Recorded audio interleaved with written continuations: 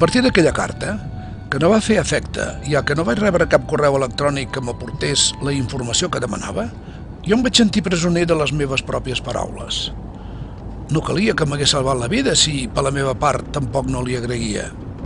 Així doncs, a mesura que s'acostava la data del cinquantenari d'aquells fets, jo m'anava fent més a la idea que estava arribant el moment. Però l'acte previst en un principi, una ofrena d'un ram de roses sobre la teva tomba, es va complicar en el darrer moment en positiu. I aquí ens teniu, a la Montse i a mi amb un equip de reporters de la cadena de televisió russa REN-TV, camí d'entrevistar-nos amb la seva vídua, Olga Arkhipova, que ens explicarà tot el que va passar. Ens acompanya l'Anna, la nostra guia, professora d'espanyol a la Universitat de Moscou i que ha fet possible la implicació de la televisió en aquest assumpte. Al cotxe anem comentant amb l'Alexandra la informació que tenim de tot això i, ara, la pèssima traducció mecànica a l'espanyol d'uns documents russos. Traducidos al español. Para no traducir de máquinas estamos viendo. No, esto es lo que está traducido al español y que yo no me entero.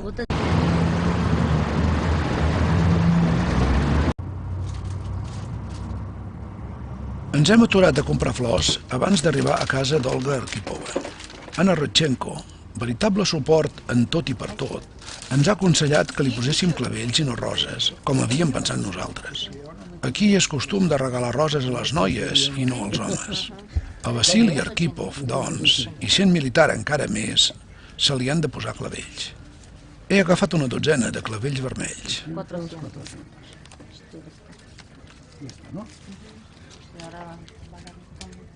Спасибо. Спасибо.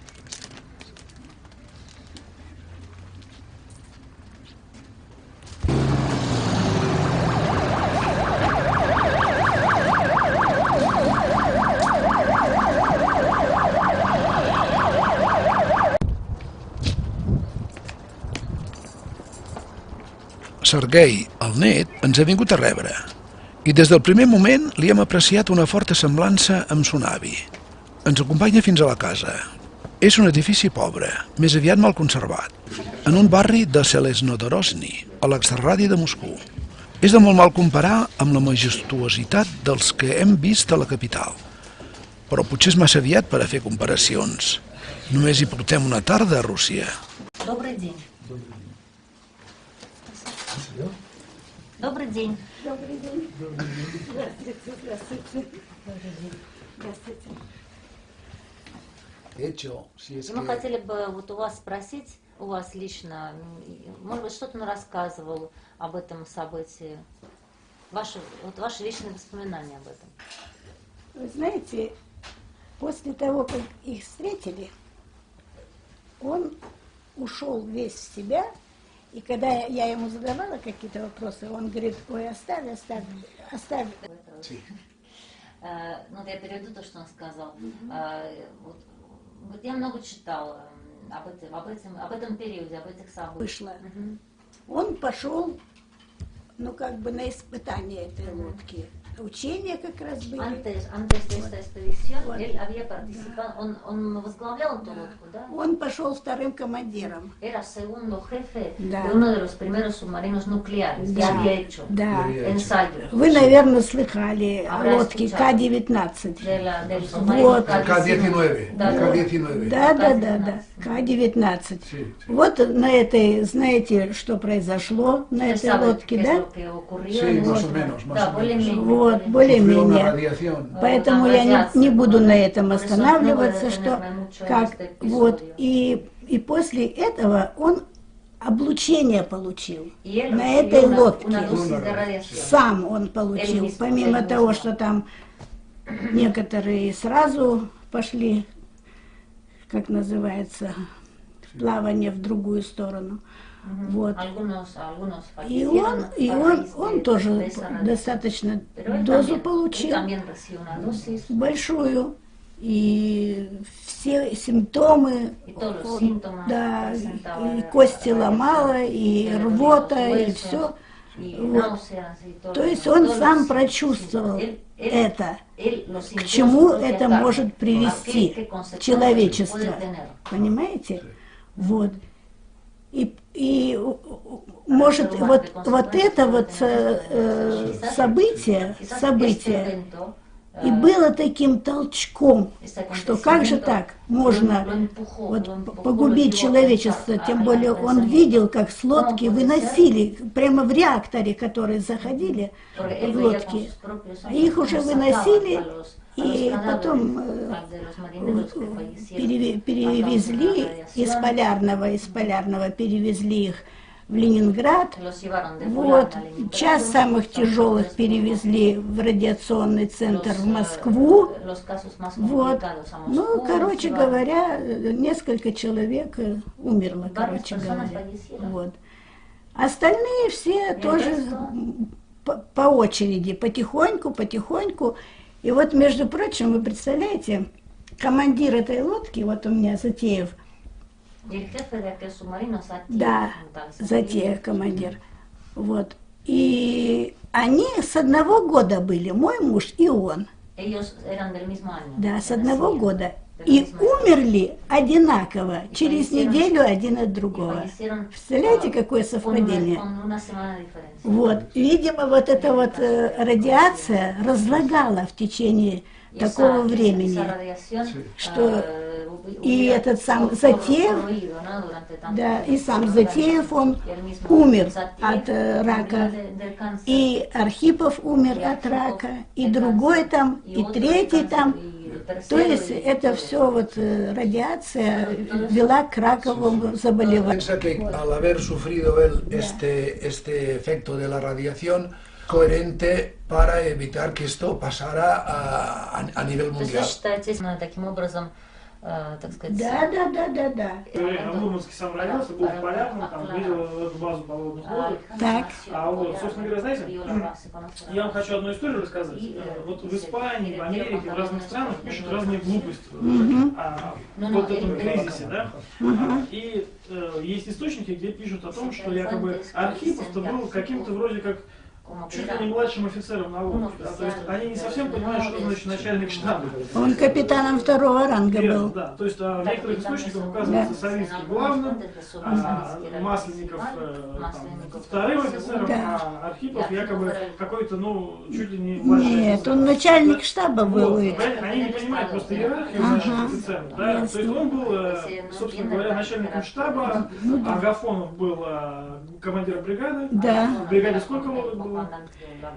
Ну, я точно не знаю, сколько там лодок было. Ну, 4 пошли, вот эти. 4 пошли. Но это не вся бригада.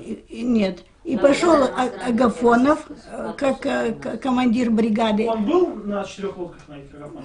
Он на одной из них, вот, они распределились. Начальник штаба Архипов пошел с Савицким, а Агафонов пошел с Кетовым Рюриком. С Рюриком Кетовым пошел, на другой. Да. Вот. А еще там 4 лодки были. Шумков Коля и еще этот самый Дубивка. Дубивка Алексей. Дубивка, Шумков, да. Рюрик Кетов. Кетов. Так, и Савицкий.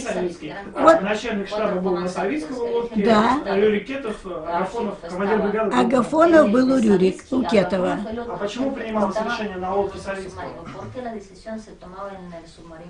Почему принималось? Почему не Агафонов принимал решение, да, а Архипов? Ну вот это...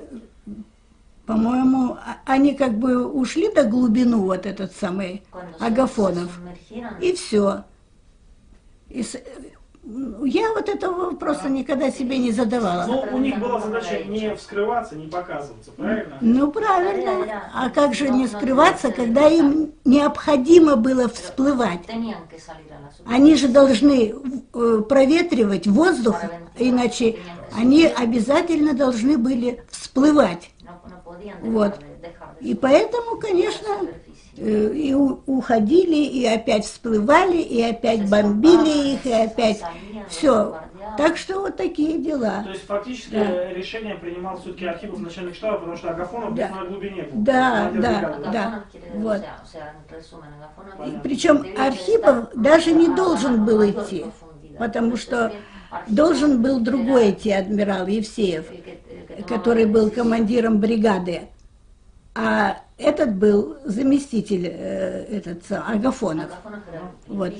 А потом в самый ответственный момент, видимо, наверное, из Москвы, кто-то этому Евсееву дал знать: не ввязывайся ты в эту компанию. Вот так мы поняли. И он сразу лег в госпиталь: ой, у меня колени болят, у меня колени болят. А до этого мы как раз отдыхали в санатории, и этот Евсеев так в волейбол играл, ой-ой-ой. То есть фактически понимаешь, что на смерть людей отправляют. Да. И получилось так, что вот я дома, готовлю ужин, жду мужа, он должен прийти. Вдруг звонок в дверь, я открываю. Приходит мичман с лодки и приносит мне эту, как ее, кадатку. Знаете, кожаная куртка, специально подводникам выдают на меху, на таком, хорошая куртка. Канатка, да. Вот. И я говорю: а что такое? Он говорит: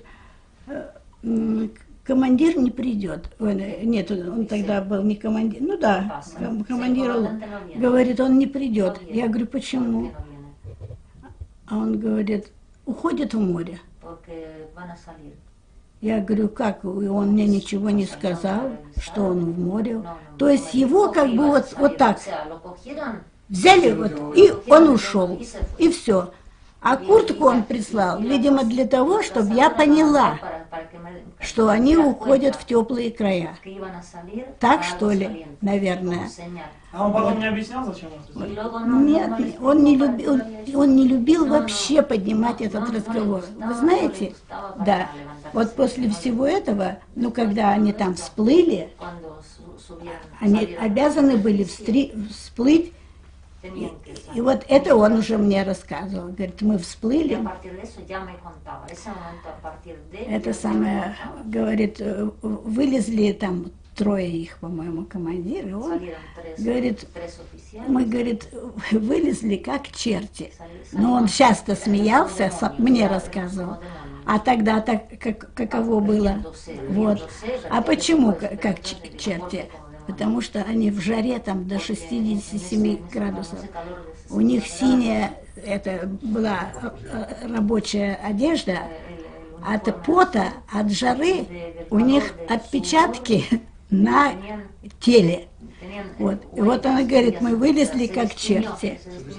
Вот. Говорит: мы сразу поставили флаг. Это он лично вот мне сказал. Флаг поставили, матроса с рупором, вот, который начал это самое, соединяться с кораблями. И говорит, матрос объявил, Василий говорит: скажи, прекратите провокации. Лодка принадлежит Союзу Советских Социалистических Республик. Вот так дословно. Вот. Понимаете? И как-то они, говорит, там это корабль большой, я забыла сейчас фамилия, эсминец, что ли. Они все, говорит, чистенькие, все такая голубоватая форма у них все. Все пьют кока-колу. Да, а второй там, говорит, оркестр играет вовсю. Это он лично мне рассказывал. Вот. Вот не знаю, какую там уже самбу, но играл, в общем, оркестр. Все. Ну и мы, говорит, говорим этому матросу: ты что-то говори, так, как будто ты не понимаешь хорошо английского языка. Вот. Пока он там говорил, а они готовились к подъему. Вот. Собрали там, погружению. Собрали старые газеты, там все журналы. И говорит, вот забыла, то ли в бочоночек от селедки, он сказал, то ли в какую-то коробку. И, говорит, выбросили за борт. И она поплыла прямо к кораблю по течению. И говорит, а в это время мы товс и ушли. Спустились моментально и ушли. Вот. Это он лично мне все говорил дословно. Вот эти, вот. Да. А никогда не рассказывал о том, кем принималось решение. Я так понимаю, что приказ об атаке принимался советом 3 офицеров. То есть по приказу такого, да? Да. Старшим, соответственно, на лодке был Архипов, потому что начальник штаба, Архипов, Савицкий и замполит. Да. Собственно говоря, они оба были за атаку, я так понимаю, Савицкий и замполит, да? Но Архипов своим, собственно, старший офицер, да? Да. Он сказал нет. Это вот он мне тоже сказал. А больше он, я говорю, ну а как происходило? Он говорит, да, что об этом говорить? Знаете, чем он был, ну как бы тяжело ему было. Они когда, ведь такой поход совершить, это же с ума сойти. И когда они вернулись, зашли в Кольский залив, их же сутки держали, не пускали в Полярный. А они же, у них одежды нет теплой, лодка стала леденеть, а они, видите ли, ждали большую эту команду с этих, с Москвы там или с Североморска, не знаю, когда все они прилетели, и после этого только разрешили им зайти. Причем он говорит, даже нам баньку не изготовили. Вы представляете? Ну и там, вот он лично там пошел командиром, он называет там где-то, он к командиру пошел, лодки там, они уже, баньку уже, а все это, вот, ничего не сделали. Вот. И поэтому они думали, что они такое дело сделали, что они, а их, и причем в этой компании, среди всех там начальников из Североморска, из Москвы, по-моему, Фокин, начальник, он был заместитель главнокомандующего, по-моему, да? Вот. И он вроде проронил так, говорит, лучше бы они утонули. Вот так вот. Ясно? И вот после этого, представляете, как их встретили, и потом же их вызвали через какое-то время в Москву.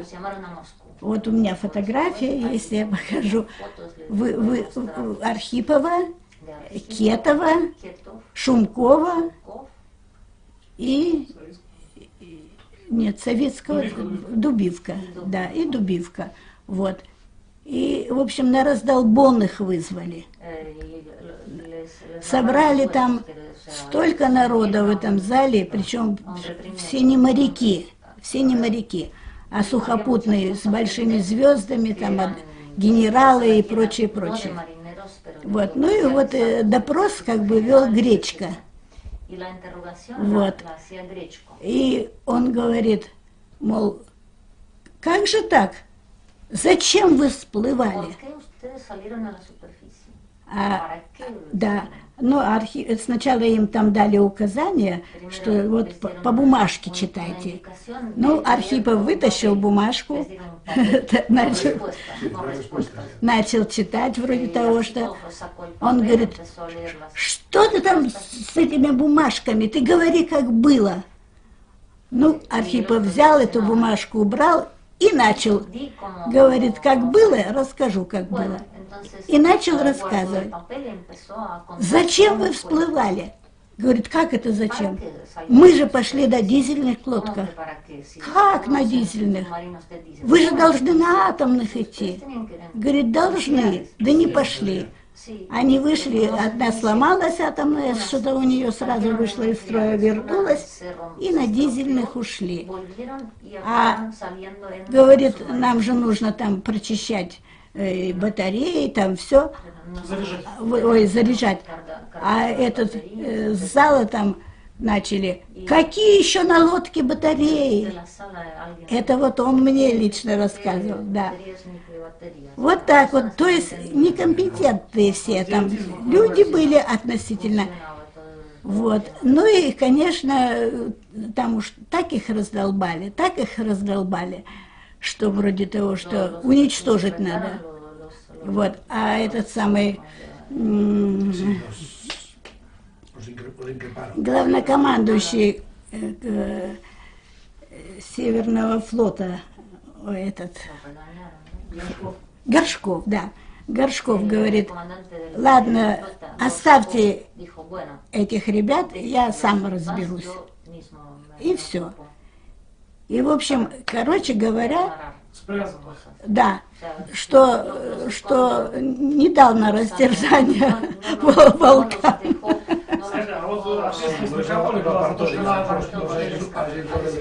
Вот они поэтому и все спрятались, чтобы лучше вы утонули.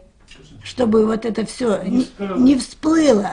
Вот, не знаю я, конечно, почему так получилось, но обида была страшнейшая. Люди такую жару перенесли, сколько их бомбили вот этими сигнальными, что, говорит, у нас даже иногда все эти лампы в лодке дрожали, а прилетит вот этот штурмовик, набросает вокруг, вот, то есть вот они поэтому и всплыли, и стал вопрос, что делать, будем торпеду запускать или нет, что они буквально издевались, дескать, вот не всплывете, все равно мы вас потопим, вот. Ну и, короче говоря, вот они всплыли, и все.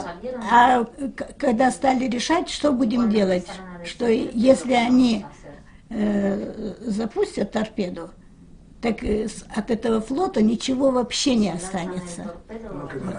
Да. Не то, что от флота, а вообще. Вот. Да. Вот такие дела.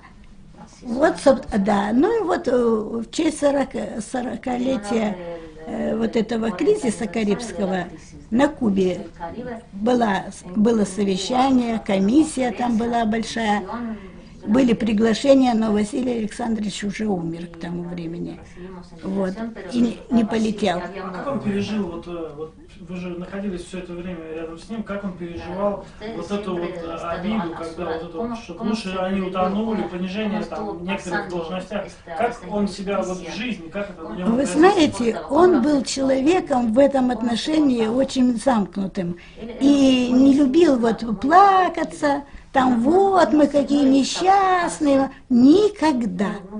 Вот он с флота приходит, он знает, что он дома. Он не любил вот это вот мусолить, вот эти всякие, что там это, что там то. Вот он держал в себе. Но это вот держание, конечно, и болезнь подогрела еще больше. Ну и потом после, он же пошел с болезнью. Послали его так. Как это так? Человек получил радиацию и в 61-м, а в 62-м его послали. То есть, короче, их на гибель посылали. Вот я лично так считаю, что их на гибель посылали. Вот так вот. И видите, и сказали, что лучше бы они утонули. Сумасшедшим после... A ver, yo lo que quería saber es realmente que la decisión importante fue la de su marido. Важное решение было принято именно вашим мужем. Да. Y esta decisión que en aquel momento pareció que era un error, o al menos se consideró como un error cuando vino aquí. Которое в тот момент, может быть, было расценено как ошибочно, во всяком случае, в тот момент, когда он приехал, когда они приехали, да, кто-то мог это расценить как ошибочное решение. Да нет, не может быть. Просто у них, у самих не было, как бы, как поступить у этих, у начальства у этого. Вот. Да, руководство. И когда они уходили, Архипов спросил, говорит, какова наша цель? Что делать с этими торпедами, которые мы загрузили? А этот самый командующий, или там кто-то из Североморска, по-моему, сказал, что решайте сами, если вам дырку сделают в лодке, выпускайте, вот. То есть я считаю, что это никакое сообщение было, это было их решение. Советский говорит, выпустим всех, разбомбим и все. Вот. Да. Ну вот. А Архипов сказал нет. Нет. Да. Вот вся, видите, зацепка, мы пришли сами к этому выводу. Да, вот так. Потому что когда они всплыли, чтобы видели, что это лодка, и что это провокация, и сразу объявили, прекратите провокации. Вот. Entonces, ¿cómo este acto que evitó la Tercera Guerra Mundial no se ha reconocido, no se le ha agradecido a nadie? Тогда вот непонятно, почему этот поступок, который позволил избежать Третьей мировой войны, никто не признал. Так сказать, этот поступок не был оценен по достоинству. Вот какой вопрос возникает. Este hombre, o sea, su marido, en el fondo, этот человек, ваш муж, evitó la destrucción de Moscú, pongamos por предотвратил caso. разрушение, в частности, Москвы той же. Y no hay ni una sola...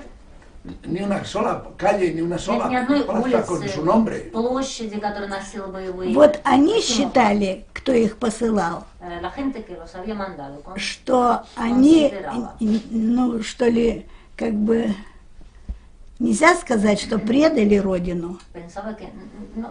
Вот, что, вот в таком стиле, что они не выполнили свой долг, показать мощь нашу, и все. Вот. И поэтому они так, но по службе муж пошел потихоньку, пошел Горшков, потому что их прикрывал, в том смысле, что он-то понимал, что это... Да. Вот. И потом Василий еще его послали командиром дивизии подводных лодок на Балтику, в Лепое. Вот. После этого он начальником училища Бакинского был 10 лет. Вот, да. Так что вот так, ну, чувствовал-то, конечно, он уже себя похуже, но он никогда не плакался. Вот если бы он когда-то плакался, я бы тоже как-то по-другому, вот. Он всегда молчал.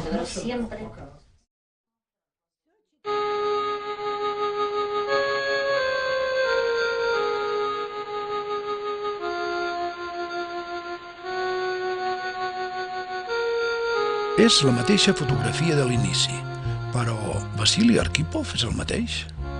En què me l'han canviat les explicacions de la seva vídua? Ha millorat? Ha empitjorat? Què hi ha de nou? Ara ho sé, que en tenia els meus dubtes. Que sota les tenebroses aigües del mar dels Sargassos hi va haver discussió, però no votació, ja que Arkhipov, tot i tenir la mateixa graduació que Savitsky, capitans de segon grau, pel càrrec que ocupava el quarter era el seu superior i s'hi va imposar.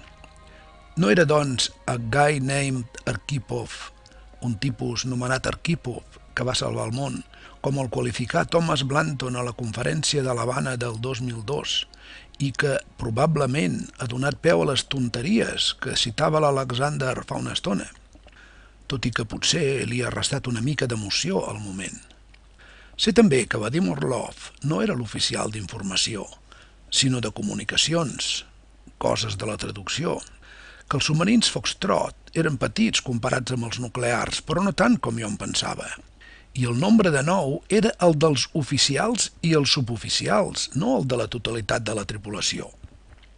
Que hi va haver dos moments crítics, el primer a les profunditats, sota l'atac persistent de les bombes americanes, l'asfíxia, el calor, la set, en una mena de cambra de tortura, i el segon, en el moment de sortir a la superfície i veure l'oportunitat de disparar sense cap possibilitat d'error de tan a prop com eren els vaixells enemics i de tants com n'hi havia. Potser també amb un cert afany de venjança pel martiri rebut. També he entès, cosa que no em quadrava, que després de la reprimenda de Moscou ascendís com ho va fer. Ara sé que va ser gràcies a la protecció del comandant en cap de la Marina, Gorshov, que era l'únic que va comprendre el que havia passat. I, finalment, la data de la seva mort.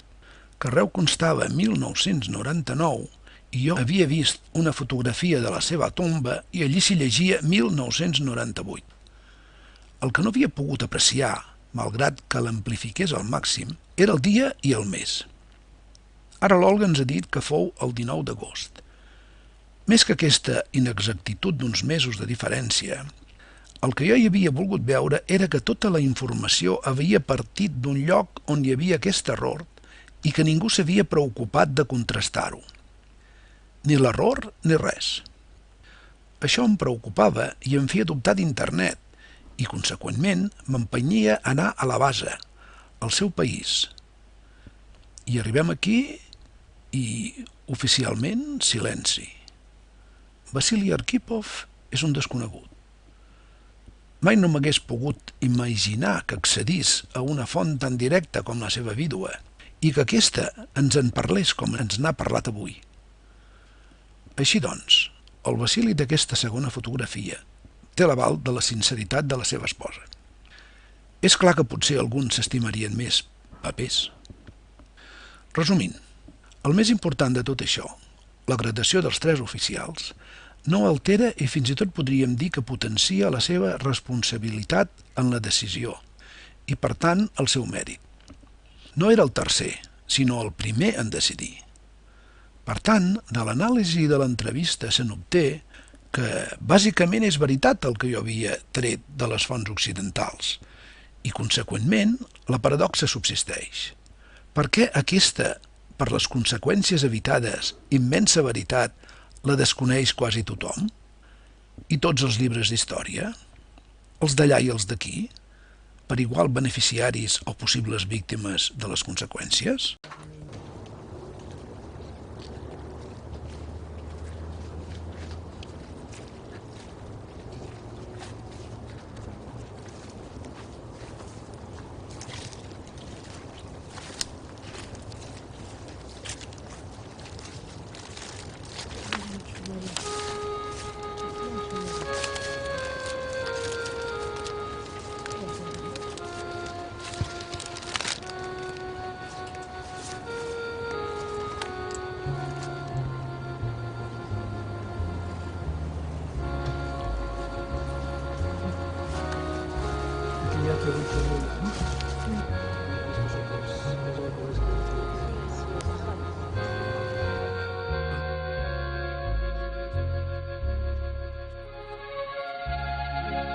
Ara dèiem dels llucs dels nous arbrets que surten en el recinte de la tomba i que l'Olga ens ha dit que són cerders, que els han sembrat els ocellets i que ella els hi ha deixat perquè li facin companyia i com a símbol de que la vida segueix. Ella, l'Olga, que no ha volgut venir i que ens recomanà que no vinguéssim, que era molt trist de veure'l tan abandonat. Els del procés de Moscou s'havien sortit amb la seva de que aquella història no sortís a la llum. Els feia vergonya de tan malament com ho havien portat, perquè el problema no era allí. Tot aquell enuig no era més que una anècdota, una manera de distreure l'atenció i buscar caps de turc. El problema gros, el problema real, era que l'operació Nadir, nom en clau de l'operació d'instal·lació de míssils a Cuba, que en la seva primera fase havia assolit gairebé la perfecció, havien ocultat durant 4 mesos i mig el desembarcament de 162 míssils nuclears, el seu transport per les estretes i intricades carreteres de l'illa i completar tota la instal·lació fins a deixar-los en plena operativitat. Havien emplaçat 43.000 soldats soviètics, 3 esquadrons de MiG-15, uns 40 parells, artilleria, etc. Tot això, fet davant dels mateixos nassos dels Estats Units, és d'un mèrit inqüestionable. L'altra cara de la moneda, en canvi, va ser l'actuació russa a partir de ser descoberts pels americans. Fou d'una puerilitat i d'una improvisació que, des del meu mòdic punt de vista, supera els difícils límits de l'estupidesa humana i que culminà amb l'acord de desmuntar els míssils i retirar-se humillats cap a Moscou, a canvi d'una promesa de Kennedy de no envair l'illa i de treure els seus coets de les bases d'Esmirna, a Turquia. Com si els estats haguessin de prometre's els uns als altres que no s'envairan i que si no ho prometen vol dir que ho poden fer impunement. Com si els míssils de Turquia recol·locats a un altre país europeu haguessin de fer variar gaire l'equilibri de forces. M'emprenya molt que els russos s'equivoquessin tant, no perquè combregui especialment amb la manera de fer política de l'antiga URSS, però sí que em dol que desaparegués de l'escena mundial i amb ella el fre que feia d'aturador a la salvatjada capitalista que en l'actualitat ens devora. D'aquelles pluges tenim aquest fangar. Però, com deia, com podien retirar tan simplement la dama de la posició d'escac i mata el rei en què la tenien col·locada? Des d'aquell lloc tan avantatjós tenien molt favorable mantenir en endavant l'equilibri armamentístic que els objectius de la DMA, destrucció mútua assegurada, exigien. Els hauria resultat molt menys onerós, molt més econòmic i potser, jo així ho valoro, els hauria evitat la fallida estrepitosa que varen fer 30 anys després. O, almenys, l'hauria retardat. Va ser, molt probablement, l'error tàctic més gran de tota la Guerra Freda i l'inici de la derrota de l'URSS. Però, a priori, cal tenir present que tot això, totes aquestes i moltes altres especulacions sobre el devenir de la història són possibles, potser, però també segurament perquè en Vassili Arkhipov va ser el nexe que li va donar continuïtat.